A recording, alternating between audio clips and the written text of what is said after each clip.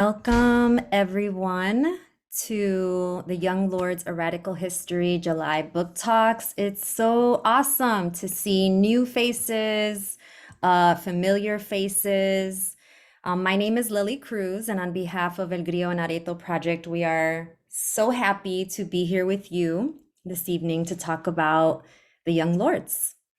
And so El Grillo en Areto Project is an intergenerational volunteer-based collective of folks who aim to create spaces and opportunities to engage in ethnic studies with other people. So doing that in community is really important.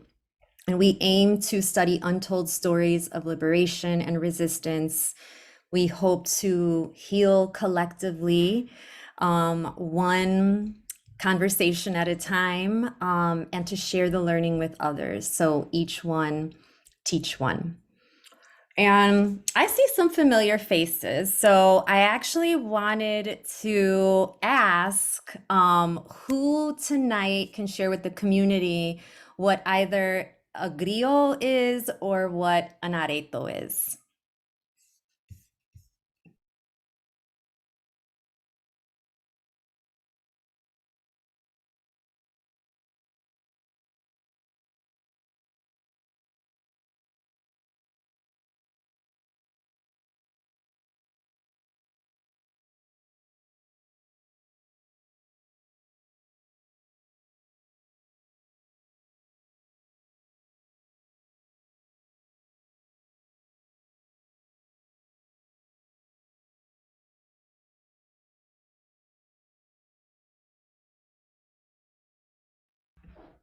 Dang, y'all are rough.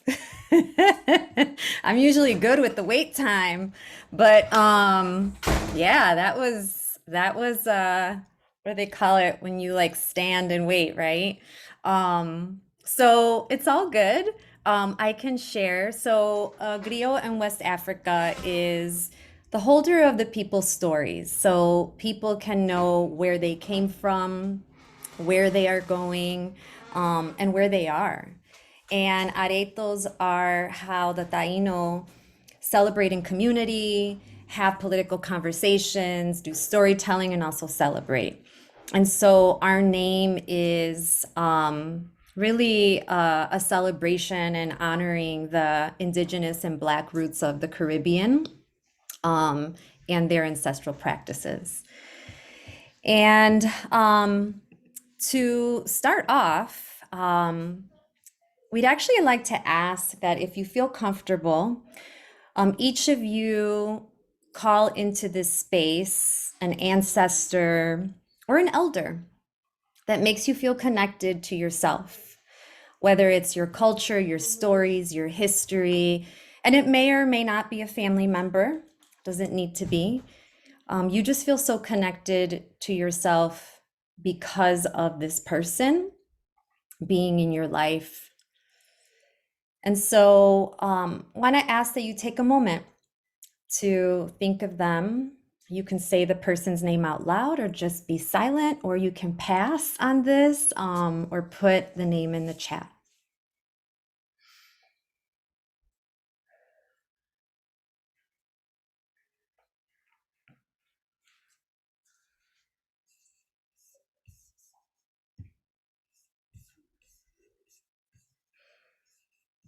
Hmm. And thank you for bringing yourself and bringing your power and your people with you. We're never alone. Even when we feel like we are, we're never alone because we carry our strength in our blood memory.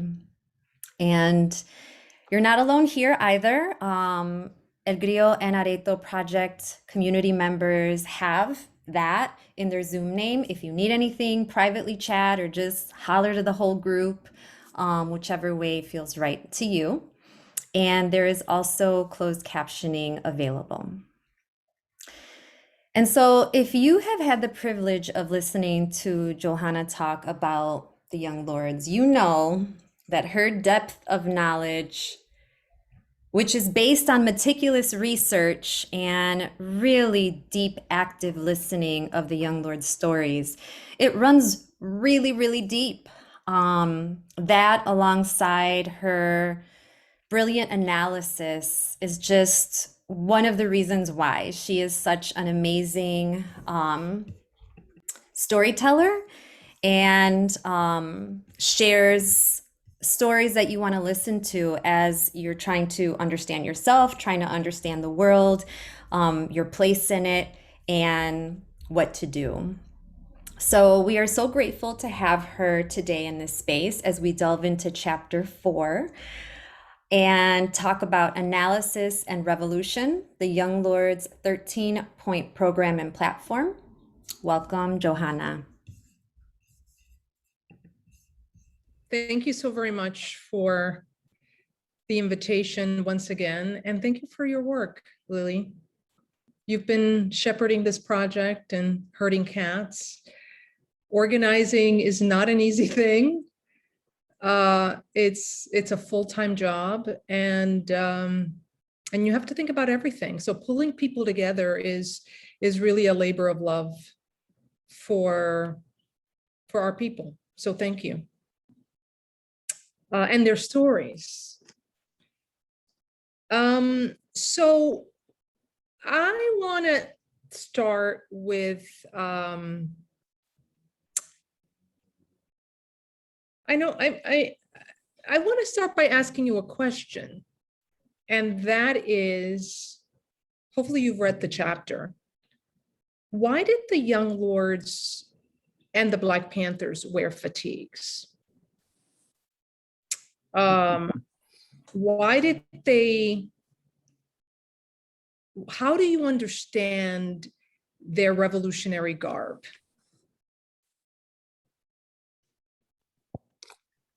Hello? Yes, go ahead. Go ahead. Can you hear me? Yes. Yes. So I understand his fatigues to be inspired by Fidel Castro and the guerrilleros in Cuba who took down Batista. And I know that Che and Fidel were ultimately inspired by Sandino in Nicaragua. So that's how I read the fatigues that they're donning.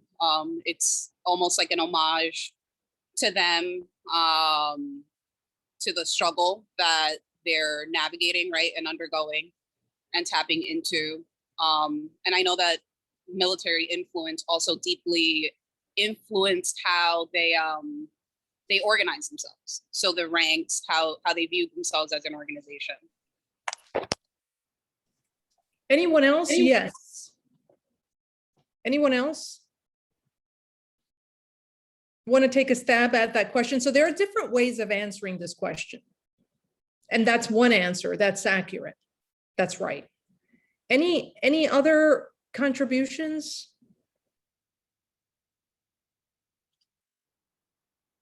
Can I share? Yes. It was also to command respect, because a lot of people at that point in time just looked down on the Black community, the Black youth, and Hispanic youth. So they decided to like emulate the guerrillas so that way they command respect. Right, so they were emulating the guerrillas. They were influenced by the Cuban Revolution, by Fidel Castro and Che Guevara. And they literally, the Black beret used by the Black Panther Party is an homage, as was said by culture, to the Cuban Revolution. But this was also in an urban setting about standing your ground and challenging the perception of you and your people by the police and white dominant society. Anyone else? Thank you, JP. And now let me ask you a question. Like, I know that there's an enormous amount of romance and idealization of the Black Panthers and the Young Lords from where we are today, do you think you would have donned a uniform and marched in military formation in urban centers in the 1960s or today? Like, what does that seem like to you? Like, what does that feel like? And I want you to be honest. And I talk about this a little in that chapter 4, how they were perceived by other groups, what was said about them because they did this.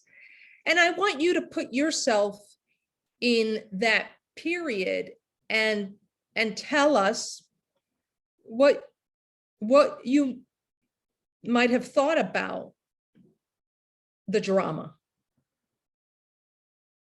and the style. Inquiring minds want to know.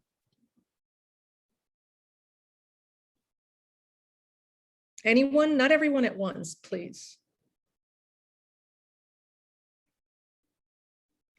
Someone who hasn't spoken.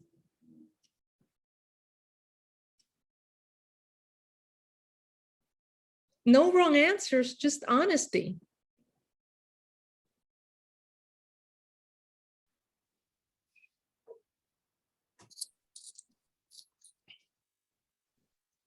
iPhone?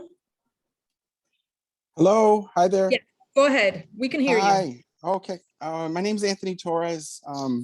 Johanna, I love appreciate all of your work. So it's an honor to be here.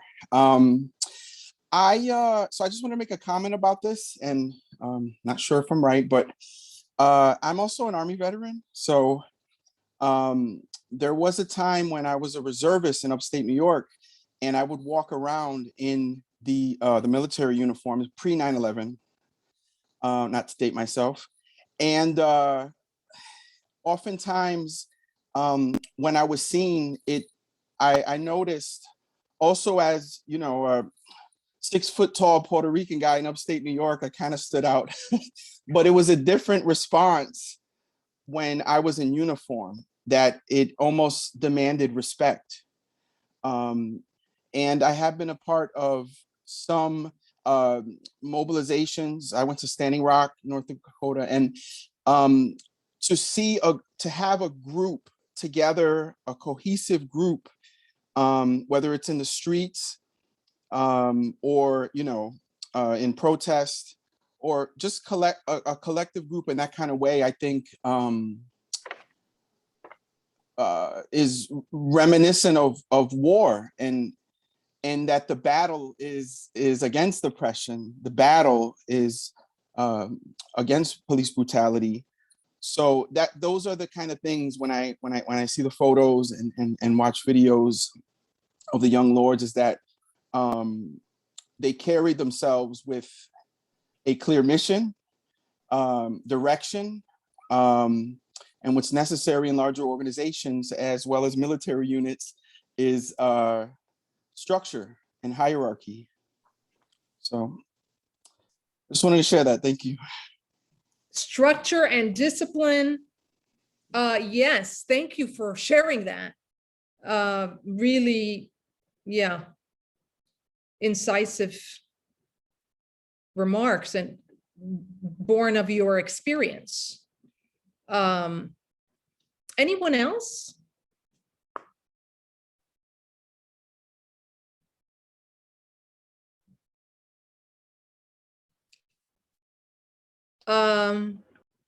Jose, did you have your hand up?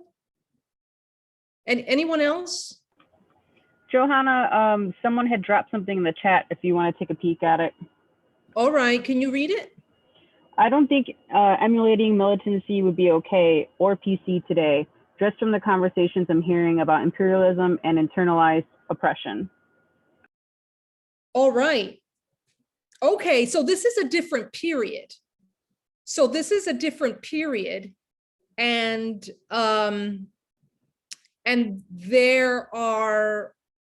there could be critiques of that kind of embrace of militarization, the military, and what it stands for. Anyone else? I wanted to read something from the chapter. Oh, whose Interaction Inc. Oh yeah, I totally understand why they did it at the time. Can you tell us more? Why did they do it at the time beyond what has already been articulated? Yeah, just to be honest, I haven't read the chapter, but just from what like folks have been talking about, I definitely understand why they would emulate militancy, just because, you know, the only reason why it's not PC now is because we've had more time to flesh out that discourse. So, and yeah, that's all I have. I'm sorry. Okay, so we've had, it's not PC now because we've had time to deconstruct that. Okay, I'll just read an excerpt from page 130 of the book. And I write, in its totality, the Young Lords' paramilitary image signaled a commitment to organization and discipline. It offered a counter narrative to mainstream depictions of people of color and Black Americans and Puerto Rican youth in particular as incompetent, unruly, and delinquent. Sections of the old left, including the Puerto Rican constituents in the Movimiento Pro Independencia, quietly derided the Young Lords' theatrical appearance, interpreting it as exhibitionism. Their dismissive posture reflected an experiential gap between two different political generations, and a racial one too. The Young Lords were of an appreciably darker hue than their predominantly white counterparts on the Puerto Rican left. So the Young Lords were darker, they were Black disproportionately or overwhelmingly. The young people of color who were daily criminalized and dehumanized in the media and in the streets and schools of the post-war city, to those people, the radical style of the Young Lords was a defiant act of self-definition, which is part of what was just previously shared by the former military person. So that's one reason why they did this, but they also donned a military fatigues and berets because this was an epoch of wars and revolutions against colonial rule led by colonized people in what was known then as the Third World. So this is not about PC. This is not about PC now or then or in the future. The Young Lords were part of a period that changed the map of the world.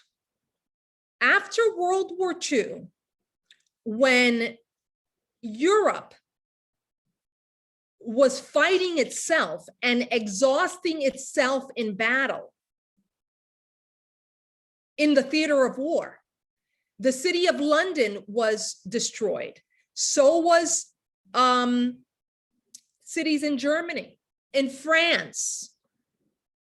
The superpowers, the European powers, were fighting each other. And it was during this moment that third world countries realized that they could potentially fight against their colonizers who had been weakened by the war militarily and in terms of their infrastructure and economy, and possibly win. Now, the period of imperialism, the new imperialism, the colonization of Asia and Africa reaches a crescendo in the late 19th century. So let's step back. So in the late 19th century, capitalism is experiencing what is known as the Long Depression. And depressions are crises of overproduction, more goods in the world economy than can be absorbed. There's also a crisis of overaccumulation. I don't have time to get into what that means, but there was a deep economic crisis. England was the hegemon, which is the world leader.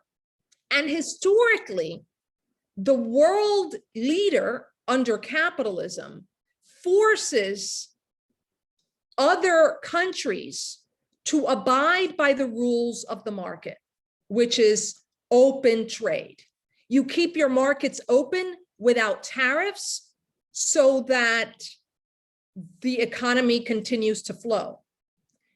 But in the context of this deep depression, which is known as the Long Depression of the late 19th century, England had lost its will and capacity to be the world cop and to demand that the other European powers abide by the rules of the market, which is no tariffs, no restrictions on trade.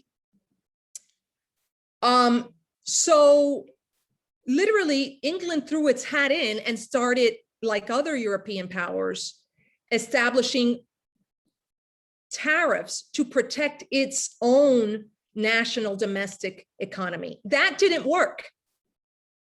The Long Depression, as it is referred to, lasted over a decade, maybe 15 years.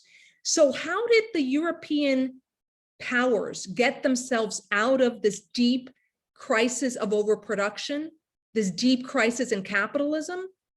They decided to find new economic frontiers in the third world. They literally colonized Africa and Asia. Vietnam, a predominantly agricultural society of rice growers, was taken over by France. And the objective was to integrate Vietnam into the world capitalist economy, to strip Vietnam of whatever resources it had, and to create in Vietnam a super exploited new working class, to turn peasants or a section of the Vietnamese peasants into an urban working class. So that was the new frontier of capitalism in the face of this deep economic crisis. Europe colonized. It was not a traditional method of jumpstarting the economy, because it was the first time that under capitalism, the core countries decided to literally take over nations and lord over people. France colonized Vietnam. The Dutch colonized parts of Africa. England colonized what sectors that we know today as the Middle East. Are you all with me? So these were people whose governments and lands were taken over by force. Small land owners, they had a subsistence economy, self-subsistence economy. People were displaced from their lands, and many of them were forced into the cities to work for a wage to be able to pay these heavy taxes that were now imposed by the new colonial government. And it was being imposed in cash. And these small land owners, who were also exploited, they couldn't afford life under this new colonial regime. So they sent their children to the cities to work in factories and get paid in cash, so that the families back in the rural areas could pay for the tax. It's an incredible history. We don't have time to go into it. But these countries were devoured violently and people's way of life changed in a matter of 10 years. So this process of transforming peasants into workers in Europe took 100 years. In the third world, it happened in 10 years. So the level of violence against a people, their culture, their land and way of life was off the chain. What do you think is going to happen when you impose that level of violence on a people? Eventually, they're going to fight back. So this happened in the late 19th century. By the mid 20th century, the end of World War II, the time was up for this kind of violent colonial rule for all kinds of different reasons, having to do with big forces transforming the world, but also the power and infrastructure of European colonies. They had fought each other over 2 world wars now, World War I and World War II, over the spoils of war and the world and colonial possessions. And movements of decolonization had been building during the early 20th century, but the objective conditions to potentially fight and win were created during and after World War II. And a new theory of war emerges and gets popularized, and that's guerrilla warfare. And guerrilla warfare essentially has been around forever. Native Americans used it against their colonizers here in the United States. It's essentially a strategy of fighting a more militarily sophisticated and technologically advanced society than yours. You can't fight a bigger, larger, more technologically advanced society if you're a third world poor nation under the traditional rules of war. We can't go head to head. So what emerges is this this strategy of fighting that lures the enemy into battle, and you attack and then retreat. And there's the element of surprise. You attack and then you retreat into the jungle and into the terrain that you know best and that the enemy does not. So this was the theory of war developed and honed by the Vietnamese.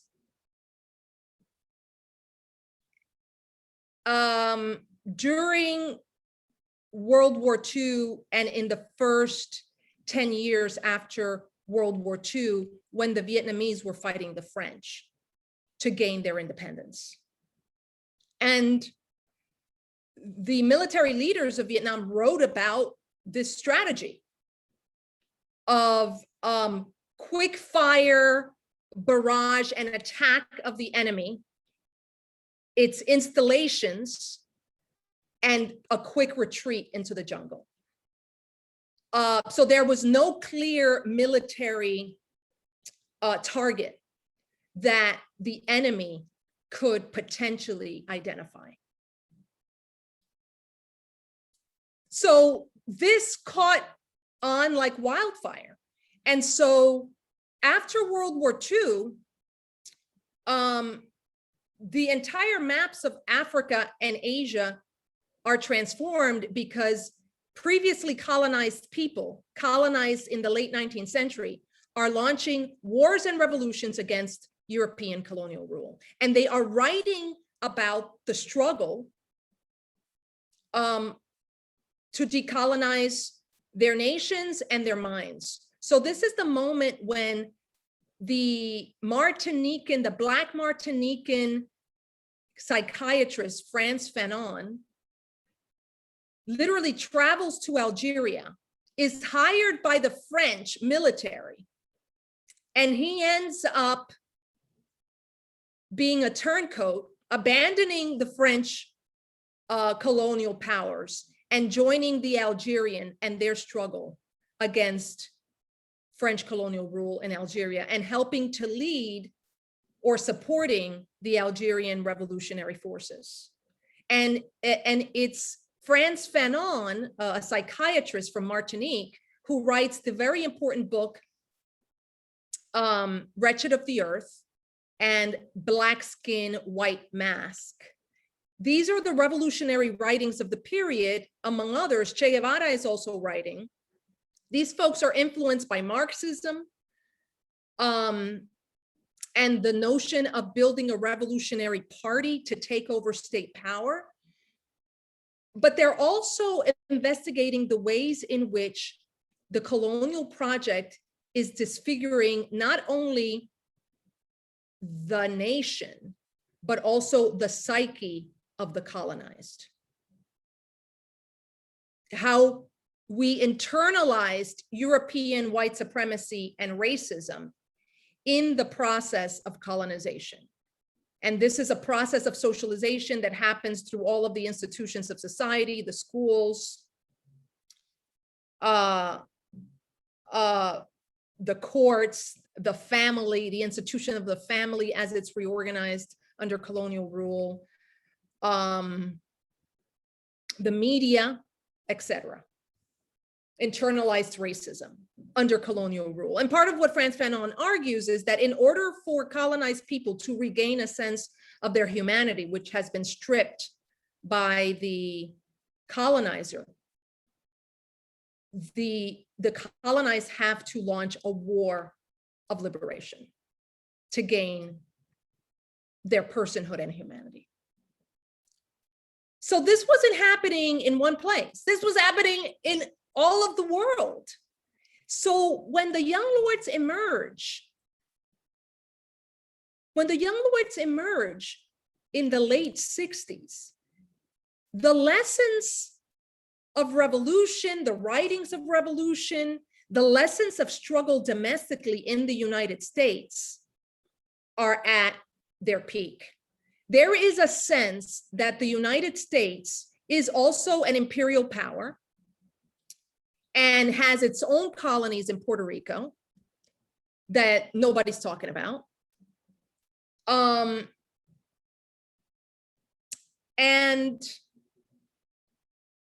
there's a sense that the United States is irreparably damaged as a society, and that only a revolution is going to bring about meaningful change.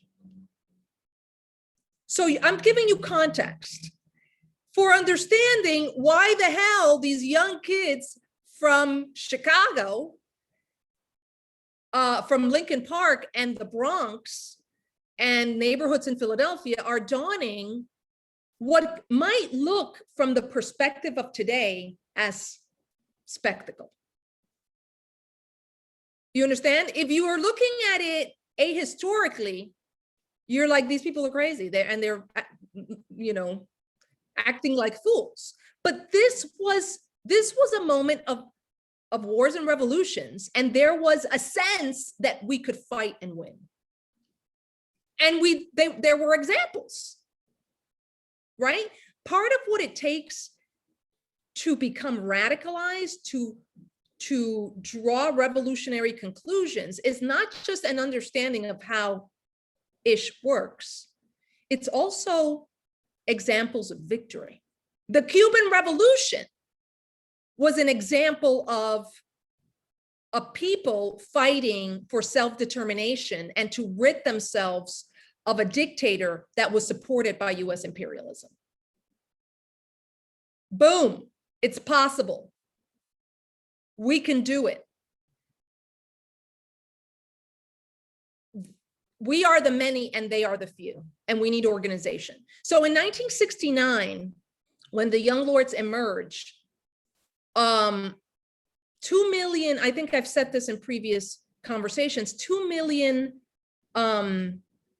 young people, students, polled, say that they believe in the importance and significance of building a revolutionary party.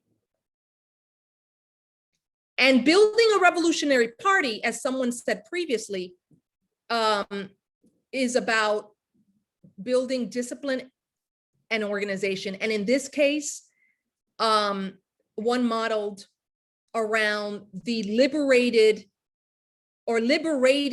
revolutionary army. So this is not an army like any other. By the way, the Vietnamese, the National Liberation Front, when they occupied, this was the moment of the Vietnam War in the 1960s, when they occupied the American embassy in Saigon, who do you think led the charge? A woman. A woman guerrilla led the charge into the American embassy in Saigon.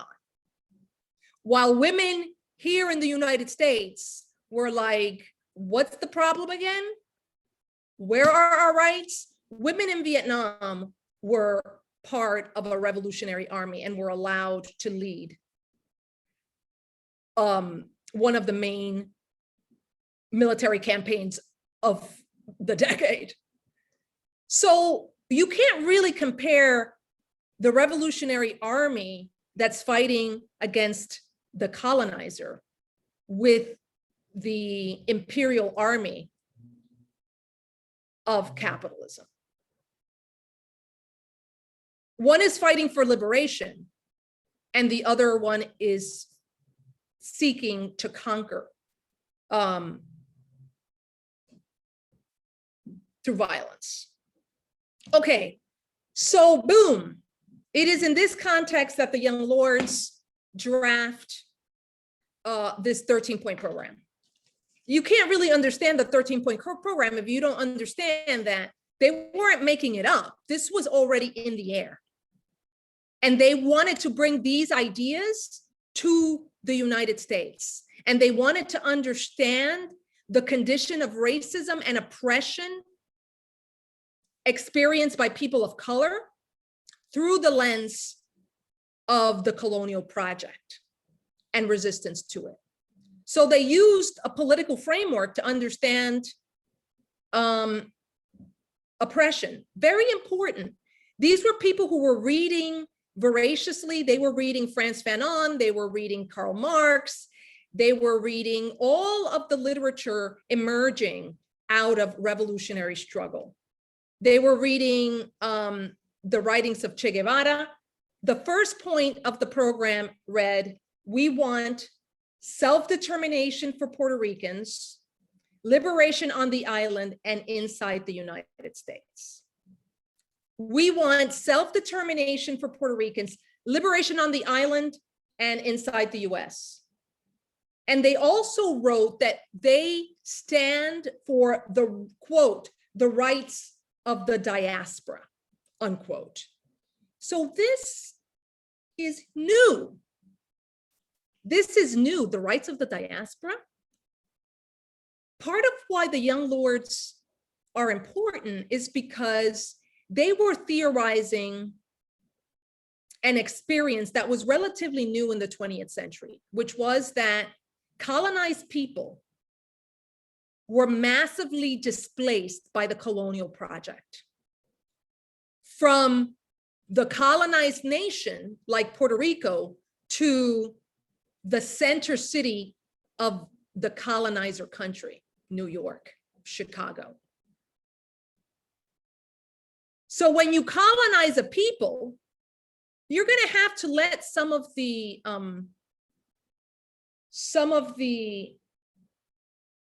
combustion out.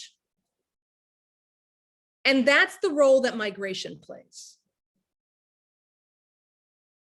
From the colonized nation, Puerto Rico or Algeria, to the colonizer country and the major city that can employ those people. Paris, New York, London. And this is creating a diaspora. Are you all with me? A third of the people of the island of Puerto Rico were displaced as a result of US economic policy on the island in 1947. A third. That's a dismembering of a nation. Palestine is an example of this.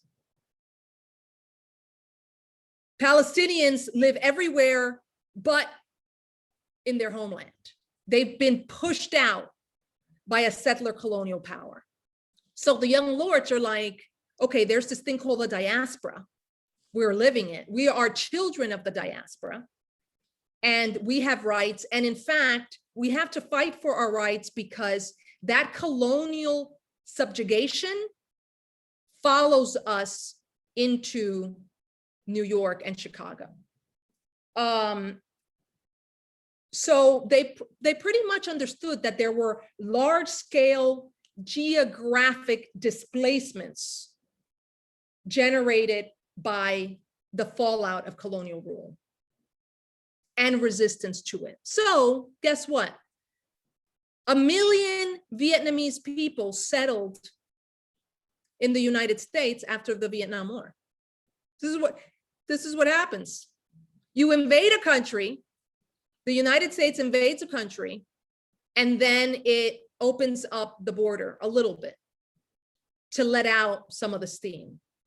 The same thing happened with Dominicans. In 1965, the United States invaded Santo Domingo, and that's when Dominicans started migrating to cities like New York. Okay, that's the first point. We can talk about it at length. Part of what the young lords articulated was a radical solidarity among racially subjugated groups. So they were for the independence of Puerto Rico and freedom for Puerto Ricans in the US mainland, here in the diaspora. But they also believed that all racially oppressed, previously colonized people share a same struggle. So they called for self-determination for all Latinos. They were the first group to use that term Latino. It was the first time that it was used. Like, oh, I share something in common with Dominicans here, with Chicanos, with Colombians, with Cubans. And what Latinos are, they argued, there's a question like, what are Latinos? What is it that defines Latinos? Is it language? Is it culture? The most radical analysis of who Latinos are, they argued, is people who share an experience of both Spanish and US imperialism and colonial rule, and who find themselves in the US because of imperialism in Latin America. You see how that's very political? When you say, oh, what unites us is language and culture, that's like, really? So that's number two. They identified the term Latino, and then they were like, why are we here? Why is this a category? And what is driving it politically and economically in world politics? They were also for the liberation of all third world people. They argued that all third world people, Black Americans, Latinos, colonized people in Africa and Asia, and Latin America, they share a racialized exploitation. These were people who were enslaved, and their enslavement built the wealth of this country. However, they argued, and I'm going to end soon. However, they argued, not all racially oppressed people are on the right side of history. They denounce capitalists and alliances with traitors among the racially oppressed. They went on to say that there's a special role played by politicians and middle-class people of color who are, quote, paid by the system to lead our people down blind alleys. Can I hear Barack Obama? Can I hear elected officials who are essentially managing the system and battling over the terms of exploitation and oppression in government? The terms, they're not there to end the system. They're managing the terms of oppression and exploitation. So these people were revolutionaries. They didn't believe in politicians and elected officials. They were like, we have a shared interest, but there are also class differences among us. They argued for revolutionary nationalism and against racism. I don't have time to get into that. They stood against, one of their points, against imperialism and oppression inside and outside of the United States and places like Vietnam, Puerto Rico, and everywhere else. So they were internationalists. They tell us we are internationalists. This is an international system. It can't be fought in one country alone. This is a global, imperial, international system, and an international politics is necessary. And we pledge here in America to defend, I'm quoting, brothers and sisters around the world who fight for justice and are against the rulers of this country. So if you have a problem with the United States because the United States is invading you, we pledge to stand with you here domestically because we are internationalists. They believed in education, true education of our Afro-Indio culture and Spanish language, and we want to learn the history of struggle against cultural as well as economic genocide launched by the Spaniards and now the Yankees against our people. So education, liberating the mind and understanding history and the root causes of social problems was central. The production of knowledge was wrapped up in the question of power. They argued for a freedom for political prisoners and prisoners of war. So political prisoners to the Young Lords and the Black Panthers were people imprisoned because of issues of race and class, because they were poor and Black or Puerto Rican or Chicano or Asian. Prisoners of war, they called for the freedom of prisoners of war, are those imprisoned in the course of fighting for freedom. Huey P. Newton, Angela Davis, Mumia Abu-Jamal, Leonard Peltier. Those are prisoners of war who were imprisoned for fighting for their people's freedom. They denounced people of color who took jobs in prisons, and they were theorizing the rise of mass incarceration and the ways in which the carceral state was now employing this large numbers of people of color. Finally, I'll end because we really have to end. They stood for the equality and liberation of women. They stood for armed self-defense among people of color. So the Second Amendment in this country is associated with white people and white men in particular, and for good reason. And I don't have time to go into that because in its infancy, the country had to take over Native American lands and enslave Africans. How are you going to manage that situation? You have to essentially deputize the white population to put down Native American rebellion and slave insurrection. So the Second Amendment is from the beginning about putting guns in white people's hands to put down the natives and their rebellions. And so the Young Lords and the Black Panthers said, well, we have the right to take up arms and defend ourselves from white supremacist violence and police homicidal violence against us. We believe in the seizure of state power, which is why there is a revolutionary party, because the state belongs to the capitalists and is a tool of the capitalists. And we have to take that over and demolish it in the long run. And we want a socialist society. So this is heavy. It's not a walk in the park. This is not like, oh yeah, I'm going to join this group that has an incredibly beautiful sense of itself and its place in history. It looks beautiful and dramatic and iconic. No, these people were revolutionaries committed to a long-term project of social and economic transformation and the overthrow of capitalism. And their analysis of racism was tied to an understanding of capitalism and the institution of slavery. Both went hand in hand for them. Okie doke.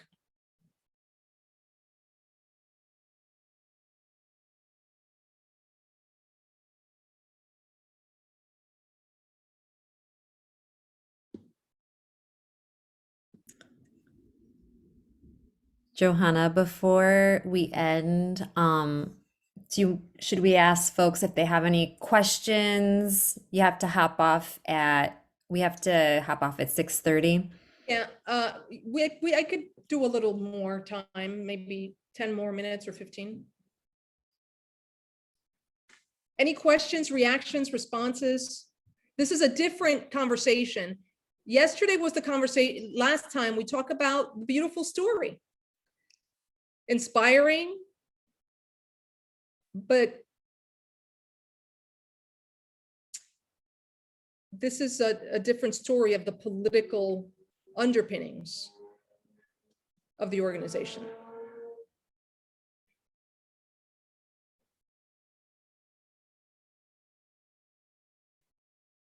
Anyone? I just want to say thank you first and foremost, because that was amazing.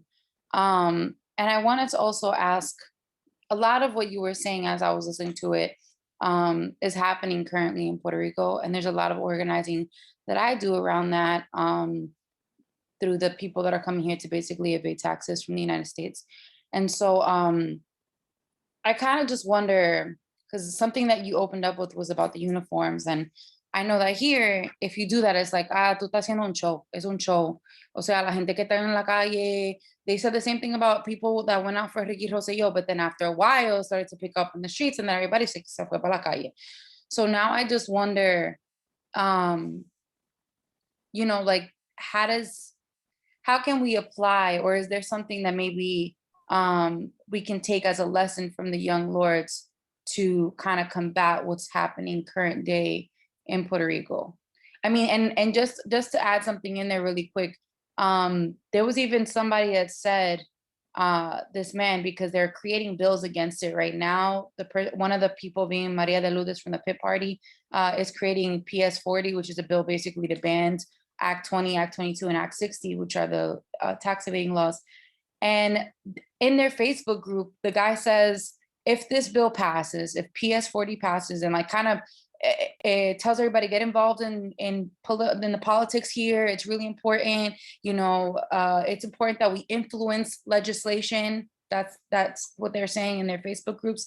And this guy says at the end of it, if this bill passes, everybody should consider St. Croix. And it was just like, you guys are just like, it's disgusting. Like it's just, they would island hop everywhere essentially, or country hop everywhere to avoid taxes. And it's sketchy people of all classes. It's not just like the middle class. It's like even really rich people. You just look at them and you're just like, you're trash. Like you're really sketchy. how can we apply what the Young Lords have done now?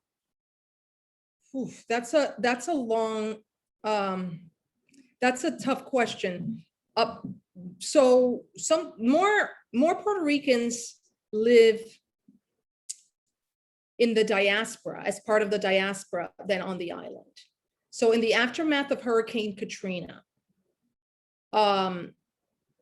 something like 50% of Puerto Ricans left the island, seeking refuge. Like the majority of people are seeking refuge because they're powerless on the island.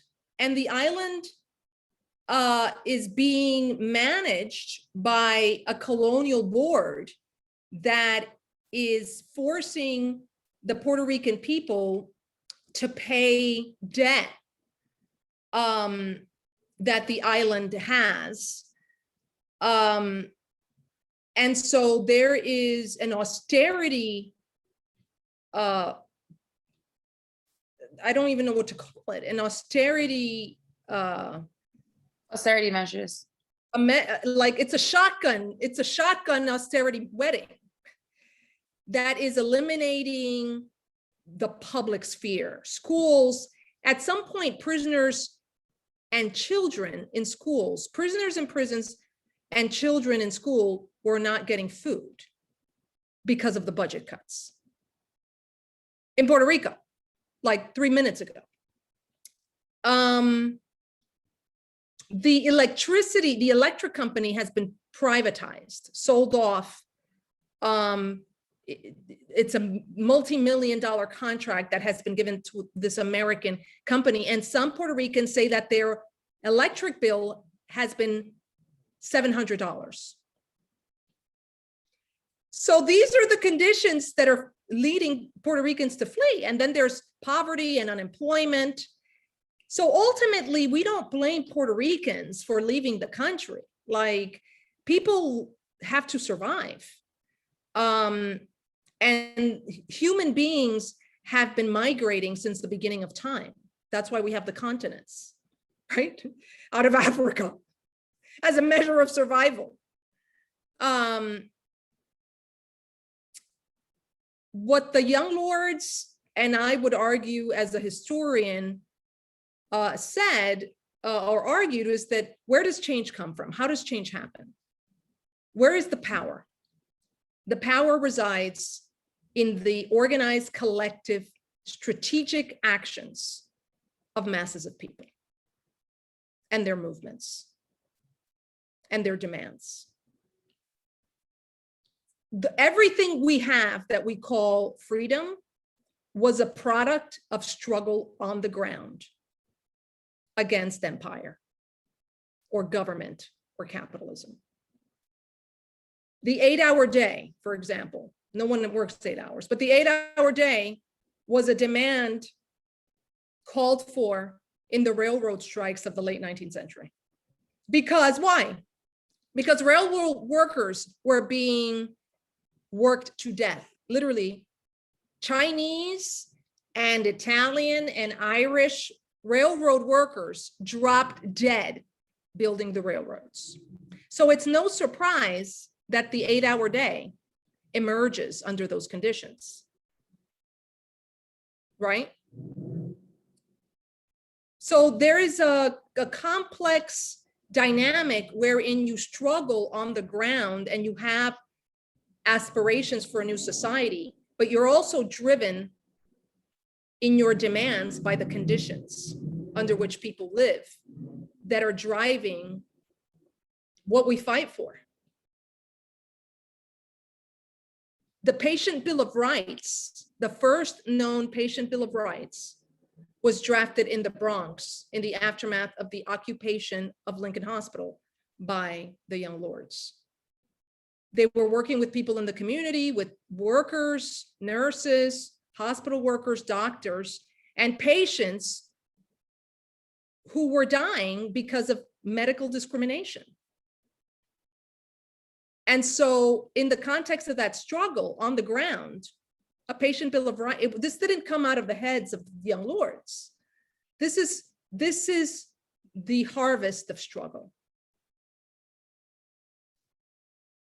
with all kinds of different people coming together to figure out, okay, what do we need immediately? What are our short-term demands and what's our long-term struggle? Okay, other question, I don't know if I answered your question, Nicole. Other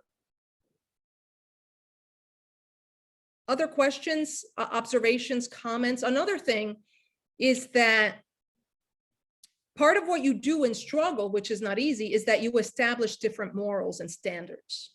So in Puerto Rico, during the Rosselló debacle, Puerto Ricans discovered the struggle for independence. They started flying the light blue Puerto Rican flag.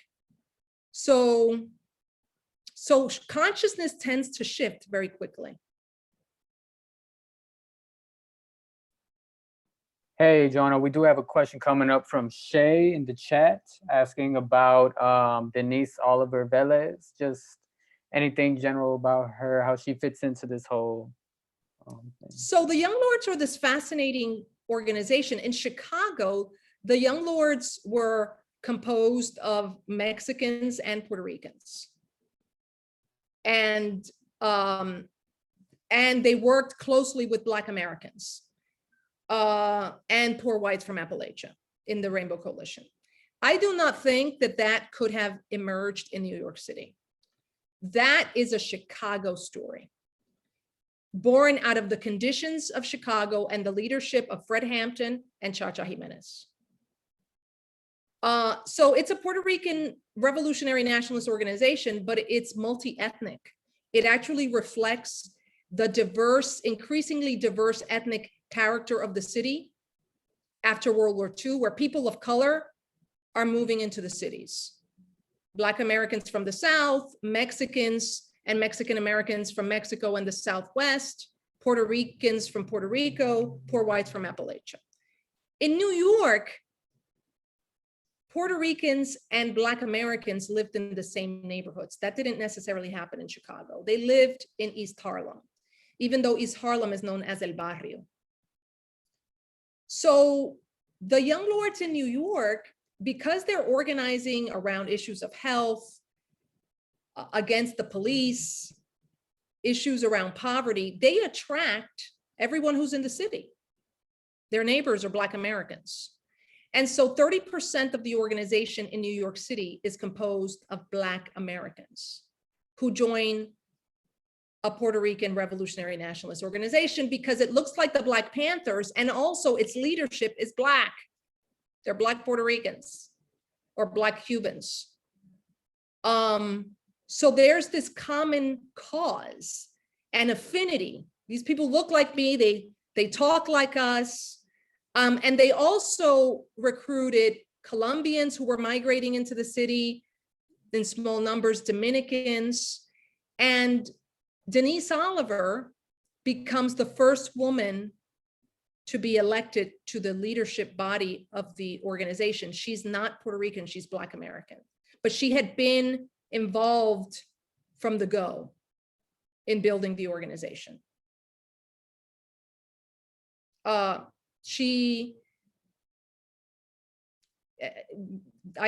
wrote an article about her, by the way, in a book titled "Want to Start a Revolution." It's about women and the Black Power movement.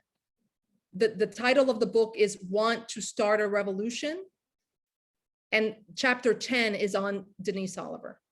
Incredible, incredible story.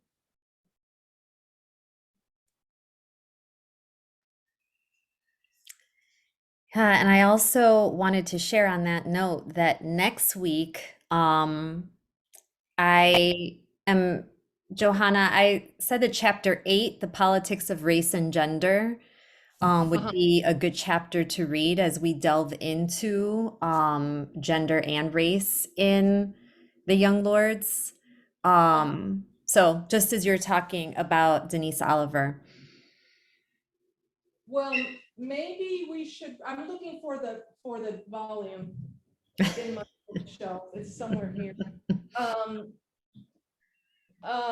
Anyway, I can send you that. I can send you a PDF of that chapter. Yes. That's probably the best thing to do, but you can also read about it in the, we should probably have one of the women of the Young Lords join us.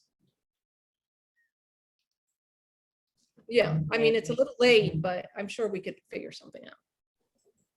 I second that. Let's see what we can figure out. Yeah, totally. Okay, I really have to go because I double booked. I have to give another talk. But does anyone else want to say, you just say maybe in a minute or two, anything, question, comment?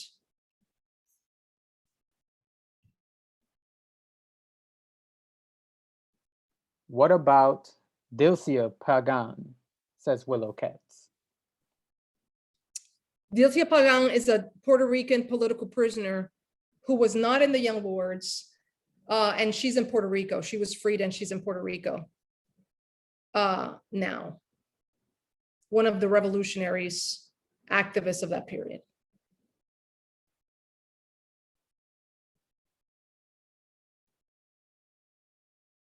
When were women, oh, I'm sorry. Yeah, Oh, go when were ahead. women assigned roles as leads in the ministry division? Well, it started in December, in January, in the fall of 1970.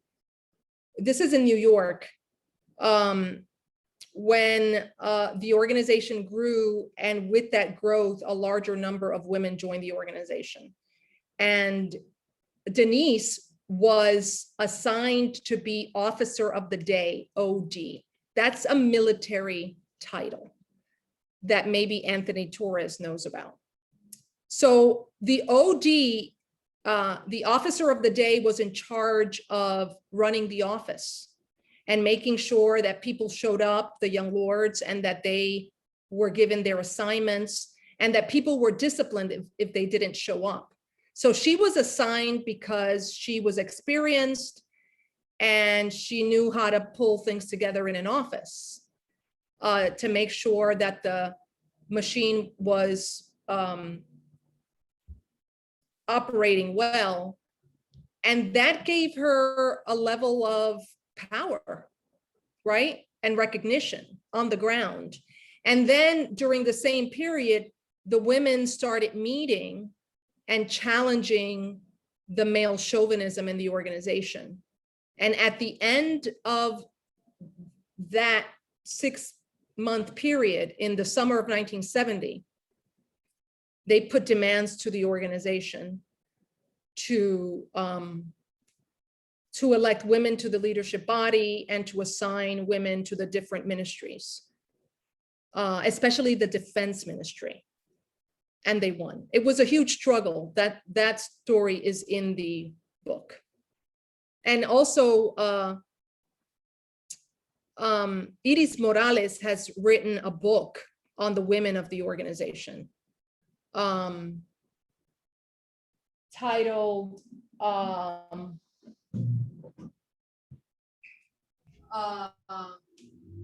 Through the Eyes of Rebel Women. Through the Eyes of Rebel Women, exactly, Through the Eyes of Rebel Women.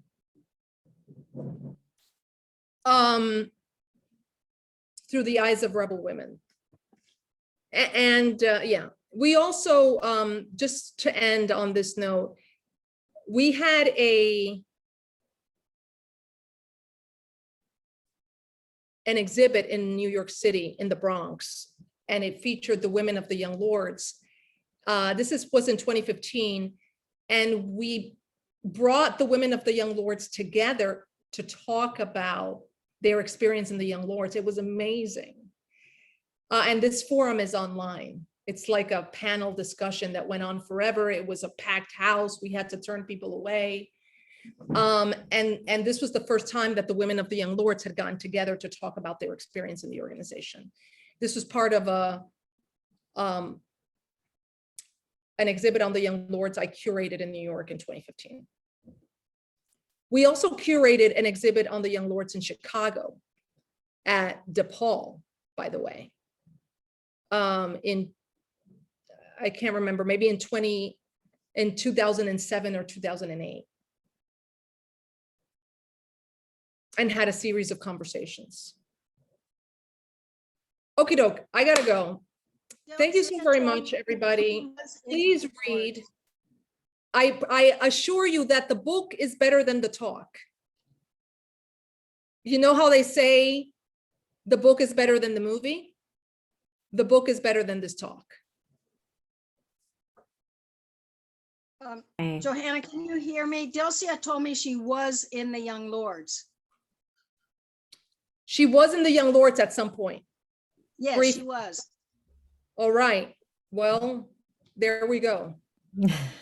Although Talk to her. I will. And she's very Great. close with members of the Young Lords. I know. Yeah, she's very like, so yeah, she's very close with Mickey Melendez, one of the founders of the organization. And others. Johanna, thank you so much Thank you, for Willow. sharing just and talking and just everything for this evening. Thank you so much. Thank you. Yes. And everyone, we will have our final book talk next week. It'll actually go back to last week's time, so 6:30 Central Time, 7:30 Eastern Time. And I think like some of the conversations that we started here about the women of the Young Lords will continue that next week. So chapter 8, and just grateful to be in community with everyone. Be well and have a good evening.